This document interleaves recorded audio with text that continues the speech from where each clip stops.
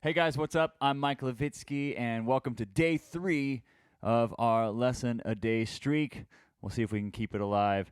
Today I have some really advanced halftime shuffle grooves for you that are going to be a killer workout for your left hand. I hope you enjoy these, and if you're a beginner or an intermediate player, you can try these too. Just modify by playing quarter notes on the hi-hat and then just inserting the ghost notes along the way that you can play. Here's what the grooves sound like. I got 3 of them for you today, and they progressively get harder. So let me play all 3 for you, and then we'll break them down.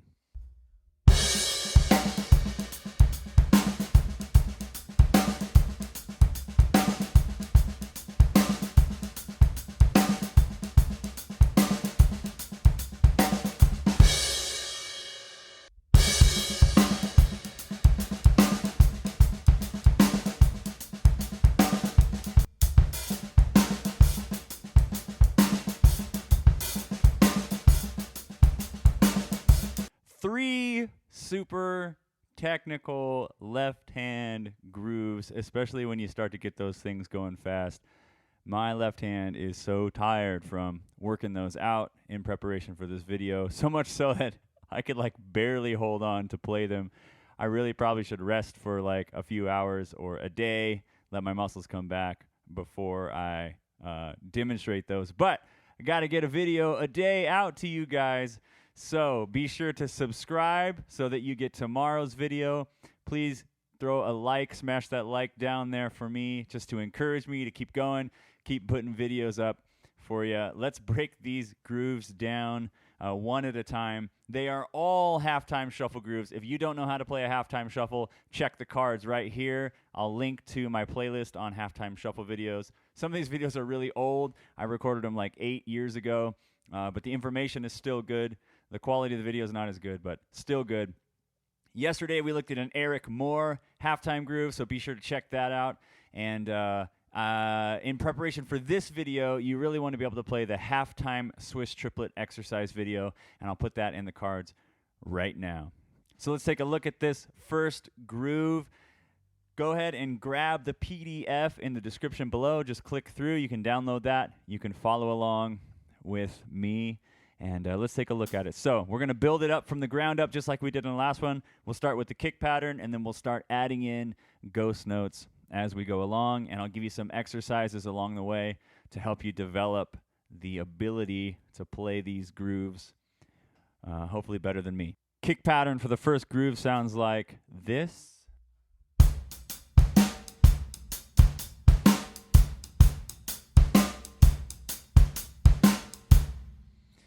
All right, so now we're going to start adding in the ghost notes. Now, just like in the last video, if playing the shuffle pattern on the hi-hat is too difficult for you, just stick with quarter notes. We can play that same kick pattern with quarter notes on the hi-hat.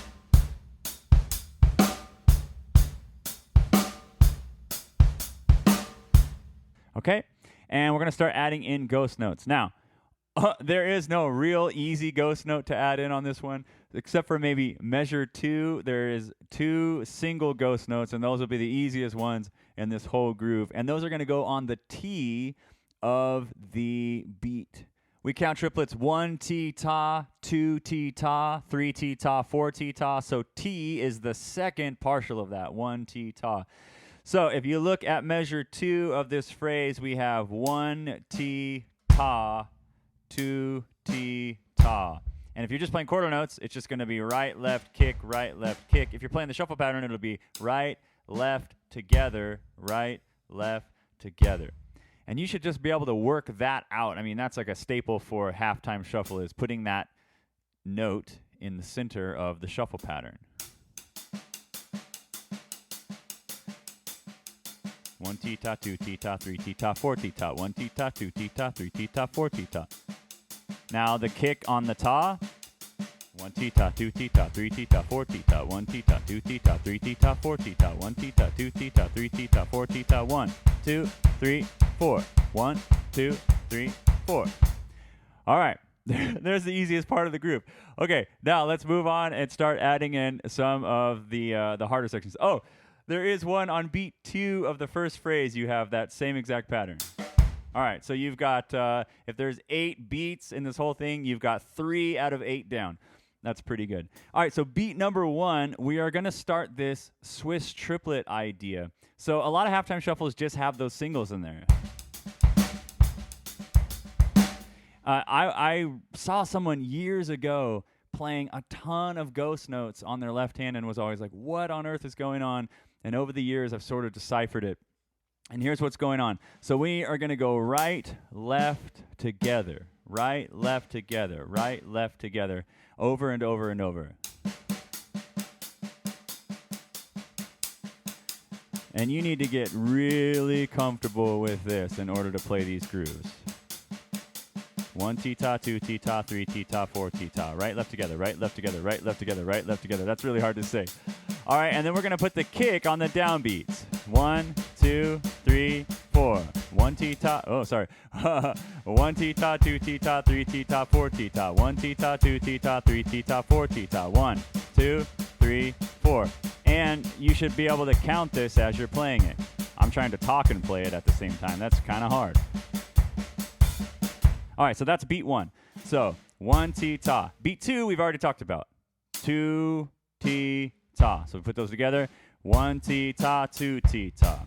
Awesome, you're doing great. Now the killer of this groove, which is beat number 3, because you have 3 strokes in a row, an accent and 2 ghost notes. So you're going to use like a molar thing, and I know a lot of people talk about molar, and for my whole drumming career, everybody talked about molar, molar, molar.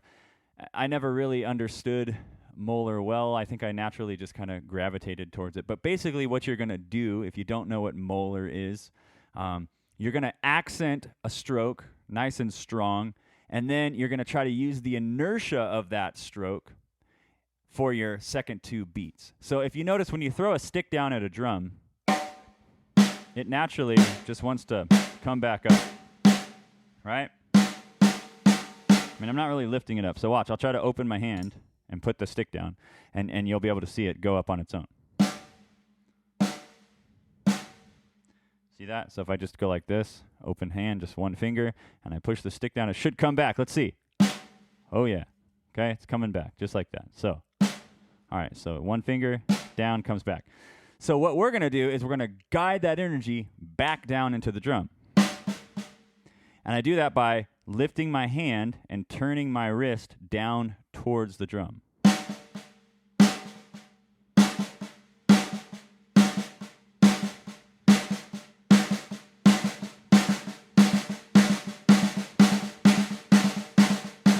Okay, there's a little bit of fingers involved in the back. But that's essentially what I'm doing there. So I'm going 1 tita, 2 tita.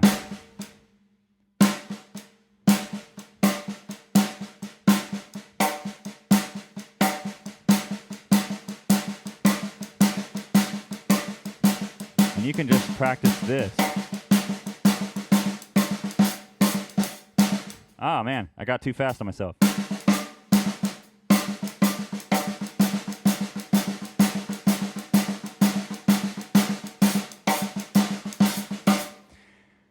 Practice that for a while. Here's another exercise that you can practice. We'll do quarter note, 8th note, triplet, 16th note, triplet, 8th note, quarter note, using singles, doubles, triples, 16th notes. So it'll sound something like this. So to find your tempo, figure out how fast you can play 4 strokes in a row. Okay? So I'll start for that. That's my tempo right now. So I'm going to go 1, 2, 3, 4. 1, 2, 3, 4, 1 and 2 and 3 and 4 and 1 tita, 2 tita, 3 tita, 4 tita, 1 and a 2 and a 3 and a 4 and a 1 tita, 3 tita, 3 tita, 4 tita, 1 and 2, 3 and 4 and 1, 2, 3, 4, 1 and 2 and 3 and 4 and 1 tita, 2 tita, 3 tita, 4 tita, 1 and a 2 and a 3 and a 4 and a 1 tita, 2 tita, 3 tita, 4 tita, 1 and 2 and 3 and 4 and 1, 2, 3, 4. Good. Now let's take it to the max for me. So how would I figure that out? Okay, so this is like my max right here, okay? Here we go. 1, 2, 3, 4, 1 and 2 and 3 and 4 and 1 tita, 3 tita, 3 tita, 4 tita, 1 and 2.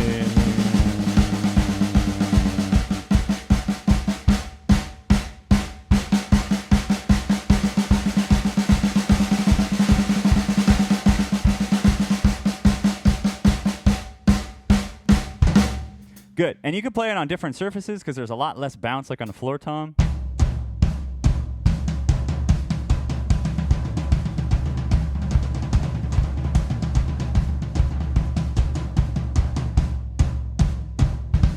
Okay, so that is an exercise that you can use along with the molar exercise to try to build up your left hand in order to play this groove. All right, so beat number 4 in this groove is the same as beat number 1, which is just kick, left, together. So let's break down measure number 1. We have a kick, left, together. Then we have a right, left, kick. And then we have the triple, 1, 2, 3. And beat 4 is kick, right, or kick, left, left. So let me play measure 1 for you. One more time. Let's go to measure 2. Measure 2, you're going to play that right, left together, or if you're just playing quarter notes, right, left, kick. And you're going to do that twice. So right, left, kick, and then the triple, 1, 2, 3. And then another like you started the beat. Kick, left, left. All right? Not too bad. So let me play the whole thing with just quarter notes, and then the whole thing with the shuffle pattern. And then I'll go back and play it by adding in some of these ghost notes slowly, so you get an idea of how you can work it out at home. So here we go with quarter note.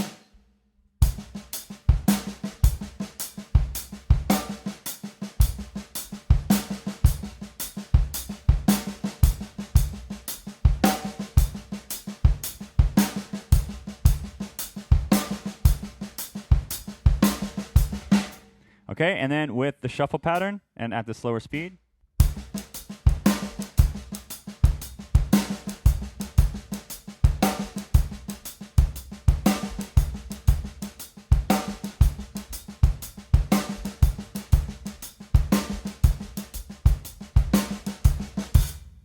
Good. Now I'm going to start at the base of the beat and then work it up, slowly adding in ghost notes, starting with the singles, then adding in the doubles, and then finally that triple there at the end. So here we go. This is how I suggest you work this groove up. By the way, in case you haven't started this on your own, you'll want to work this groove slow, really slow. So I suggest like this.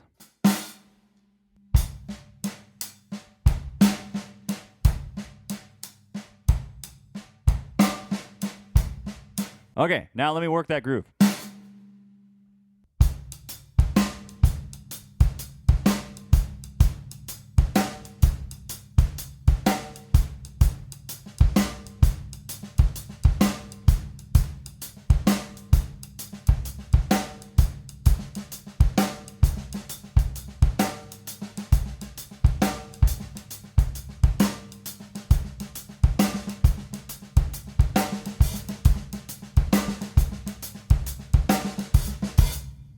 All right, there you go, and then here's as fast as I can play it.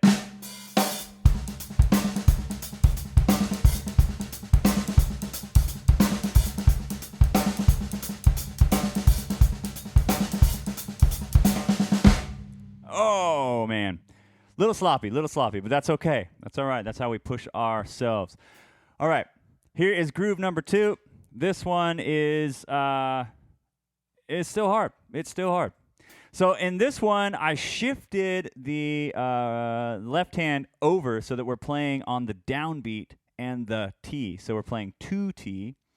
Measure 1 is bass drum, left hand, bass drum with the hi-hat. So 1T, ta, so 2 bass drums. And then we do a new figure. So before we were playing kick, left, left, kick, left, left. Now we're going to play left, left, kick. And this gives the groove like a really interesting feel. Let me play that for you real quick. Okay, and then we're going to go on beat 3 into that triple. And then, flipping it back around, kick left, left, which we already know how to do. So here is this first measure of groove number 2.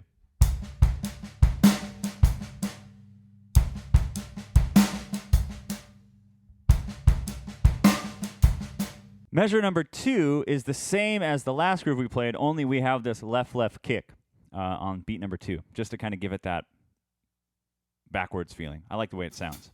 So here we go. I'll try to play it with quarter notes, and then I'll play it with the shuffle pattern.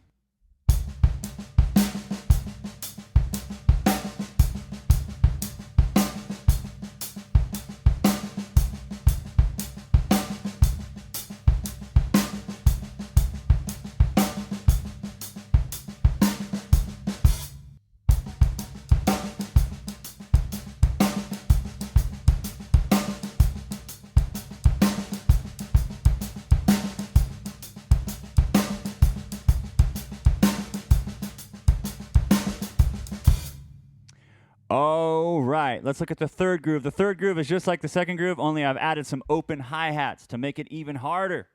And this one I can't play super clean yet, but when I do play it super clean, I love the way it sounds. I'll give an attempt at it. Really, you're just opening the hi-hat a little bit, and that's marked in the chart, so I'm not going to go over that too much. There's not much to it. You just release the pressure on your foot, let those plates come open, and then close them down. So some things that you don't want to do is open too late or get that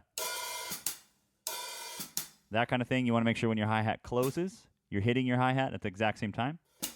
So you want to practice this. Notice I'm not getting this. That's bad. And this is bad unless you're going for that. You want this. The hi-hat and the stick exact at the same time. And the best way to do this is to practice with a metronome. 1, 2, 3. So your foot and your hand are both aiming for the same beat. All right. Here we go. I can play this slow, so that's what you're going to get. Slow.